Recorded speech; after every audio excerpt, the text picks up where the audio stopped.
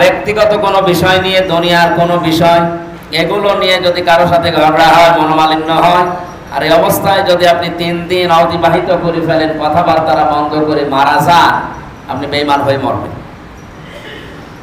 এখানে অনেক আল্লাহর ওলি বসে আছে, 3 দিন না, ও মুরগিতে ধান খেয়েছে এই নিয়ে গন্ডগোল, 3 বছর কথা বলে। এরকম মানুষ এখানে নেই? কথা বন্ধ হয়ে আছে 3 দিন, 3 বছর না, 30 বছরও কথা বন্ধ। দেখা হলে সালামও দেয় না। একটু হাত তোলেন তো, এরকম মানুষ আছেন কিনা? 3 দিনের ঊর্ধ্বে কথা বন্ধ করে আছে, এরকম মানুষ আছে এখানে? আপনার কি সমস্যা কি?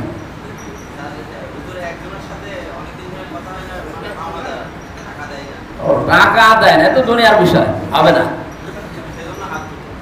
হয়তো দুনিয়ার বিষয়, এটা আল্লাহর সাথে সম্পর্কিত বিষয় আলাদা। ওরা টাকা দেয় না, পাওনাদার, এই জন্য কথা বল। হ্যাঁ, ঠিক করে ফেলবেন। আর কি আপনার কি একই অবস্থা? সব গন্ডগোলে টাকা নিয়ে। অনেকে আবার রাগ করে প্রেমিকার সাথে কথা বলে না, এইটা ঠিক আছে। প্রেমিকার সাথে কথা বলার দরকার নেই, ওটা আরো হারাম করে দেবে। কেউ কেউ কসম কাটার আর জায়গা নেই, শেষে প্রেমিকার মাথায় হাত দিয়ে বলে আল্লাহর কসম করে বলছে। আরে ওর মাথায় হাত দিয়ে তো হারাম, তুই কিসের কসম দিচ্ছিস? বলে আল্লাহর কসম করে বলছে আমি তোমাকে ভুলে যাব না। প্রথম কাজই করেছে হারাম, এরপরে বাকিটা কি? কসম দিয়েছেন আপনি মানুষের মাথায় হাত দিয়ে। কসম দেওয়া জায়েজ আছে শুধু আল্লাহর নামে। কার নামে? আল্লাহর নামে। আগে যে কাজটা করলেন, যার মাথায় হাত দিলে, লোকের মেয়ে। কার মেয়ে? কথা বলছে না কেন? ও মেয়ে কি আপনার নিজের? নিজের মেয়ে হলো প্রাপ্তবয়স্ক হয়ে গেলে তার মাথায় হাত দেওয়া যায়। আর লোকের মেয়ের মাথায় হাত দিয়ে আল্লাহর নামে কসম পাচ্ছে। যতগুলো চুল ও প্রেমিকার হাতের নিচে পড়বে ততগুলো গুনাহ হবে। এরকম কাজ জীবনে যারা করছেন একবারে থামে। নাকি মাসলা বলা ঠিক হইল?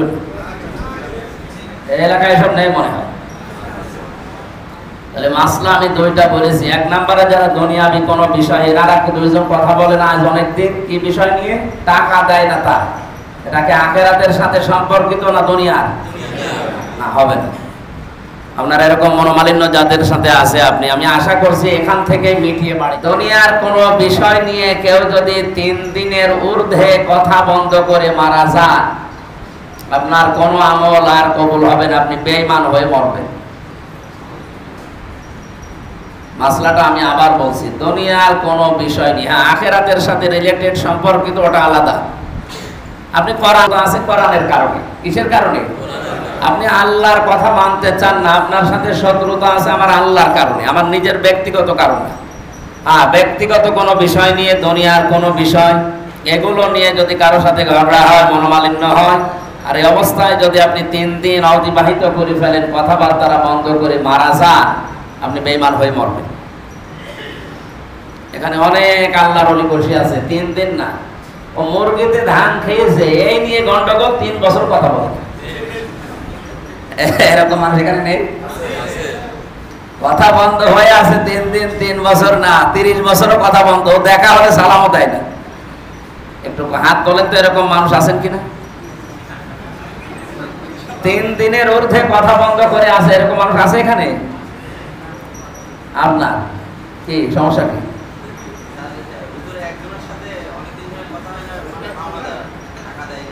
টাকা দেয় না, তো দুনিয়ার বিষয় হবে না।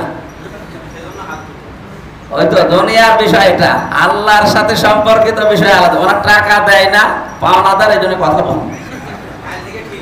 হ্যাঁ, ঠিক করে ফেলবেন। আর কি আপনার কি একই অবস্থা?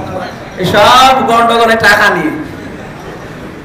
অনেকে আবার রাগ করে প্রেমিকার সাথে কথা বলে না, এইটা ঠিক আছে। প্রেমিকার সাথে কথা বলার দরকার নেই, ওটা আরো হারাম করে দেবে। কেউ কেউ কসম কাটার আর জায়গা নেই, শেষে প্রেমিকার মাথায় হাত দিয়ে বলে আল্লাহর কসম করে বলছে। আরে ওর মাথায় হাত দিয়ে তো হারাম, তুই কিসের কসম দিচ্ছিস? বলে আল্লাহর কসম করে বলছে আমি তোমাকে ভুলে যাব না। প্রথম কাজই করেছে হারাম, এরপরে বাকিটা কি? কসম দিয়েছেন আপনি মানুষের মাথায় হাত দিয়ে। কসম দেওয়া জায়েজ আছে শুধু আল্লাহর নামে। কার নামে? আল্লাহর নামে। আগে যে কাজটা করলেন, যার মাথায় হাত দিলে, লোকের মেয়ে, আর মেয়ে কথা বলছে না, ও মেয়ে কি আপনার নিজের? নিজের মেয়ে হলো প্রাপ্ত বয়স্ক হয়ে গেলে তার মাথা হাত দেওয়া যায়, আর লোকের মেয়ের মাথায় হাত দিয়ে আল্লাহ নামে কসম কাটছে। যতগুলো চোর ও প্রেমিকার হাতের নিচে পড়বে ততগুলো গুনাহ হবে।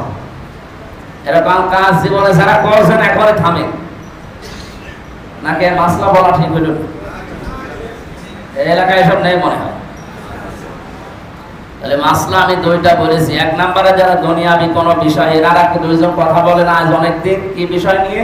টাকা দেয় না তার, এটাকে আখিরাতের সাথে সম্পর্কিত না দুনিয়ার? না, হবে না।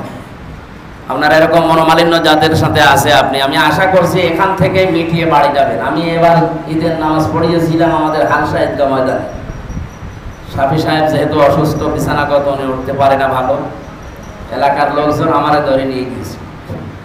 ওখানে আমার এই মাসলাটা সর্বশেষ ছিল। যারা এখানে কথা বন্ধ করে আছেন 3 দিনের, এই ঈদের দিন শুধু খুশি হলে হবে না, আল্লাহকেও খুশি করা লাগবে। সুতরাং দুনিয়াবী বিষয় নিয়ে যারা জমি জায়গা বলেন, অর্থনৈতিক বিষয় বলেন, পারিবারিক কোনো বিষয় নিয়ে, এরকম কোনো বিষয় নিয়ে যাদের ঝামেলা আছে, আজকের এই ময়দান থেকে মিটিয়ে বাড়ি দেওয়া লাগবে। ঈদে এবার কাজ হয়েছে। 30 বছর কথা বলে না শুনলাম, তারা অন্তত বুকে বুক মিলিয়ে সালাম দিয়ে মিটিয়ে ফেলেছে, আলহামদুলিল্লাহ। তাহলে আমার আয়াতের কথা ছিল আমরা ভালো ভালো কাজ বলতে শুধু নামাজ পড়া, জিকির করাই না। ভালো কাজের ভেতরে অন্যতম হচ্ছে মানুষের সাথে যে মুআমালাত, মুআশারাত, লেনদেন, কথাবার্তা, এটা যে ভালো কাজ আমরা অনেকে জানি।